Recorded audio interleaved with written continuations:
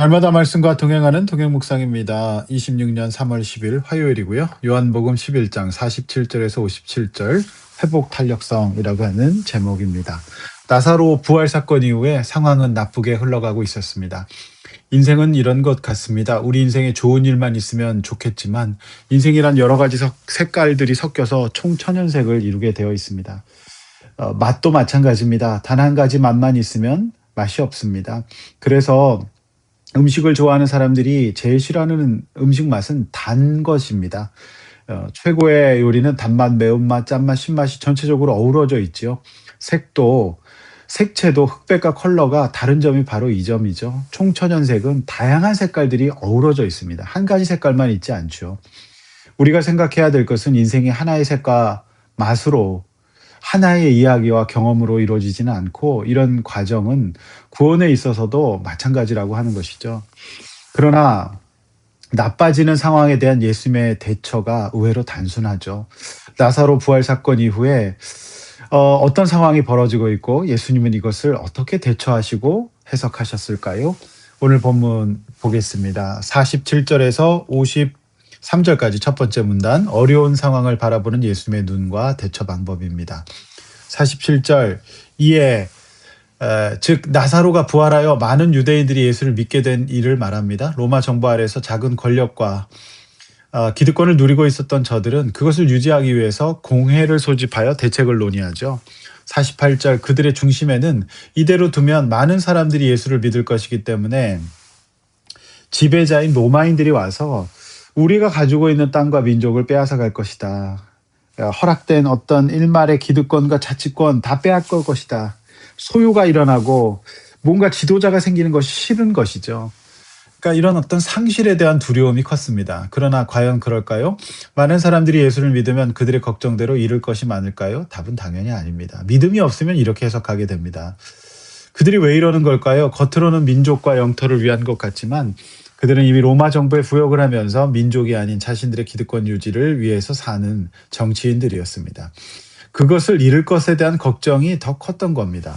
49절, 그 중에 한 사람이었던 대제사장 가야바는 너희가 아무것도 알지 못하는 도다라면서 호통칩니다. 50절, 예수 그 한 사람을 죽여서 우리의 체제를 유지하고 사는 것이 너희 즉 공회원 모두에게 유익한지 왜 모르냐라고 큰 소리칩니다. 대제사장과 바리새인들 그리고 공회원들 모두 왜 이러는 걸까요? 그들은 왜 지금 공회를 열어서 회의를 하고 서로 모르는 소리 하지 말라고 큰 소리 치는 걸까요? 그들이 지금 모르고 있던 것이 단 하나 있습니다. 그것은 예수입니다. 믿음이 없습니다. 예수 안 믿습니다. 그래서 그 로고스가 안 바뀌는 겁니다. 그러니까 믿음이 발생되지 않으면서 그들에게 남은 것은 빼앗김에 대한 두려움이에요. 상실에 대한 두려움, 그리고 그 두려움은 분노를 일으킵니다. 그 분노는 살이를 남깁니다. 죽이고 싶은 거죠. 자, 이것을 구원받지 못한 사람의 영혼 상태, 사망의 상태라고 말합니다. 두렵고 죽고 싶거나 죽이고 싶은 거. 이게 믿지 않는 사람들의 영혼이죠. 예수 모르고 복음 제시하고 예수님을 모르고 복음을 받아들이지 않고 이제 표적을 보여도 안 믿잖아요. 그러니까 끝까지 자신들의 가치관, 그 로고스, 그 세상의 법칙과 자연 법칙 가운데 머물러 있어요. 그러니까 이러한 상태에 빠지게 되는 겁니다. 50절 말씀은 기독교 가치관에도 맞지 않습니다. 한 영혼이 귀한데요. 한 영혼을 소중히 여기지 않지 않습니까? 51절, 52절, 예수님께서는 이런 상황을 이렇게 해석합니다.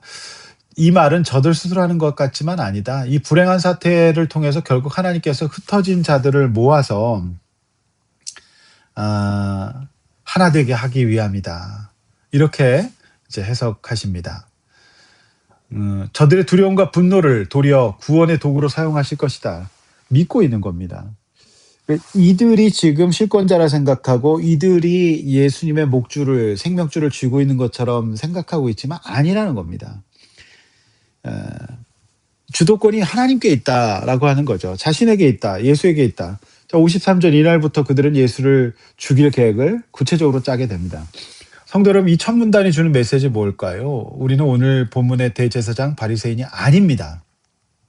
우리는 예수 믿는 하나님의 자녀입니다. 우리는 저들과 달라요. 그러므로 우리는 우리의 현실 속에서 여러 가지 일들을 맞이할 수 있습니다. 당장 빼앗기는 것 같고 세상의 흐름이나 권력이나 뭐 이런 것들이 나은 사람을 지금 도와주지 않고 못 살게 구는 것 같아도 예수를 몰라서 이렇게 반응하는 저들과는 우리는 조금 달라야 합니다. 물론 우리도 육신을 가지고 있는 인간인지라 두려울 수 있습니다. 현실 속에서 여러 가지 연약한 생각이 들 수 있습니다. 그러나 결국 우리는 하나님의 자녀일 것입니다. 51절, 52절에 예수님처럼 우리에게 불리하게 펼쳐진 상황을 하나님께서 뭔가 이것을 통하여서 일하실 수 있을 것이다. 합력하여 선을 이루실 것이다. 라고 믿어야 합니다. 그래서 우리는 기도가 필요합니다. 예수님은 이런 부정적인 상황 속에서 회복적인 모습을 유지하시죠. 저들의 반응과 상황 때문에 망가지지 않아요. 이것이 52절의 긍정적인 해석 아니겠습니까? 이것을 심리학에서는 회복 탄력성이라고 말해요. 즉 어려운 상황을 딛고 일어날 수 있는 힘이죠. 긍정적으로 어려움 너머에 얻을 유익을 바라보고 이것을 통해서 더 성장할 것을 믿는 것이죠. 세상 사람들은 이것을 자기 스스로 가지라라고 말합니다. 그러나 이것은 저는 불가능하다고 봅니다. 믿음이 있어야 됩니다. 예수가 있어야 됩니다. 예수님은 자신이 혼자가 아니라 성부, 성자, 성령께서 함께 하심을 믿었습니다. 우리 역시 언제나 하나님의 자녀로서 그 삼위일체 하나님이 나와 함께 계시고 나를 도우시고 결국에는 선을 이루실 것을 믿어야 됩니다. 우리의 생명과 우리의 인생의 주권이 그분께 있다는 것을 믿어야 합니다. 그래서 오늘도 우리는 이 새벽에 말씀을 붙잡고 기도합니다. 어려운 가운데 있는 형제들 위해서 중보합니다. 저들의 주권, 인생의 주권이 저들은 자신에게 있었고 기득권 유지에 있었기 때문에 이런 믿음의 반응을 보일 수가 없지요. 그럼 우리는 그런 사람들 아닙니다. 예수가 나의 주, 나의 하나님이십니다. 그래서 지금 우리가 원하는 색이 있지만 그 원하는 색의 인생의 색깔이 안 생길 수 있습니다. 그리고 원하는 색깔이 아닐 수도 있지만 결국에는 이것들이 섞여서 아름다운 인생, 아름다운 색깔을 만들어낼 것을 믿는 것이 우리 신자입니다. 54, 57절 두 번째 문단이죠. 자, 54절 예수님은 저들의 살기 등등한 모습의 대처를 굉장히 단순하게 하십니다. 그들과 싸우거나 자신을 죽이려고 하는 자들 때문에 타격을 받아서 우울해하시거나 힘들어하시거나 좌절과 원망과 분노 이렇게 대응하지 않습니다. 싸우지 않습니다. 그러니까 그냥 예수님은 쉬십니다. 타격을 안 받으시는 거죠. 타격감이 없는 겁니다. 저들 입장에서는. 그러니까 빈들, 그 에브라임이라는 동네에 가십니다. 사실 이곳은 한적한 곳이죠. 그러니까 여호수아가 달라고 했던 그 산지가 바로 이곳이지 않습니까? 자, 거기서 예수님은 제자들과 함께 하십니다. 그러니까 믿음의 동지들 함께 하나님 나라를 쫓는 사람들과 함께 해요. 거기서 망가지신 게 아닙니다. 폐인이 되신 게 아니라 믿음과 평안한 상태를 유지하고 계신다는 것을 알 수 있습니다. 예수님도 인성을 입으신 사람이셨습니다. 물론 예수님 하나님이시죠. 그런데 상황이 이쯤 되면 정신적, 육체적 폭력을 당하시면 마음이 어려우실 만도 합니다. 근데 예수님은 이제 우실지언정 무너지지는 않습니다. 예수님은 이렇게 하신 것 같아요.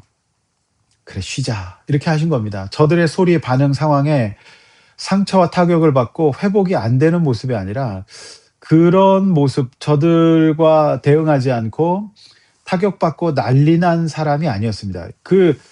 오히려 반대였습니다. 저들은 예수에게 타격을 받고 현실의 기득권을 믿고 있기 때문에 그들은 타격을 받고 넘어지고 있어요. 그래서 거기에는 안식이 없죠. 그래서 기독교에는 안식년의 문화가 있습니다. 그런데 이 안식은 믿음으로 믿음의 사람들과 함께 있는, 즉 예수와 함께 있는 안식이죠. 믿음 없는 사람들은 이런 안식을 못합니다.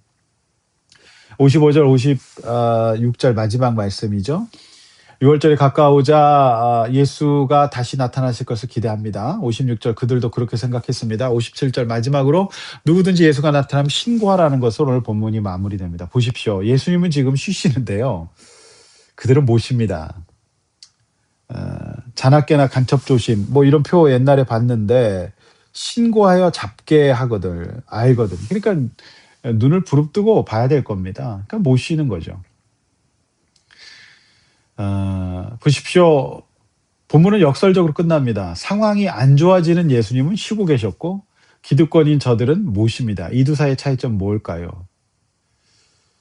요한복음 1장 말씀에 로고스, 태초에 말씀이 육신이 되셨다고 했는데 로고스가 달라요. 삶의 원칙이 다릅니다. 기준과 목적이 달라요. 예수는 죽음과 부활을 통한 구원의 사명이 로고스였습니다. 말씀이었습니다. 그런데 오늘 본문의 대제사장과 서기관 바리새인들은 이 땅에서 기득권 유지가 전부였습니다. 그렇기 때문에 상황을 보는 관점, 해석, 대처 방법이 완전히 다릅니다. 우리는 하나님의 자녀입니다. 예수님처럼 믿음의 회복 탄력성과 어려움을 바라보는 해석 능력, 그리고 주 안에서 타격받지 않고 안식할 수 있게 해달라고, 그리고 주권을 주님께 맡기고 하나님 앞에서 살아갈 수 있게 해달라고 오늘 이 새벽 내 자신을 위해 기도하시고 또 우리 다른 형제들 위하여 중보하는 거룩한 오늘 시간 되시기를 주님의 이름으로 축원합니다. 기도하겠습니다. 하나님 아버지, 상황은 나빠지고 있지만 예수님은 이 상황 가운데서 쉬십니다. 성부, 성자, 성령 하나님 함께 계심을 믿었기 때문이 아니겠습니까? 하나님 아버지, 우리도 그 삼위일체 하나님이 나와 함께 계시고 내 인생의 주권을 쥐고 계신다는 것을 믿게 하여 주시고, 아버지 하나님, 우리 인생의 장마를 맞이하거든 아버지 하나님 그 장마철을 통과할 수 있도록 인도하여 주시옵소서. 주님, 내 인생의 주권을 주님께 맡깁니다. 주님, 오늘 본문의 대제사장들처럼 반응하지 않을 수 있는 믿음 주시고, 아버지 하나님, 우리가 서로 중보하고 형제들과 함께 승리하게 하여 주시옵소서. 예수님의 이름으로 기도하옵나이다. 아멘.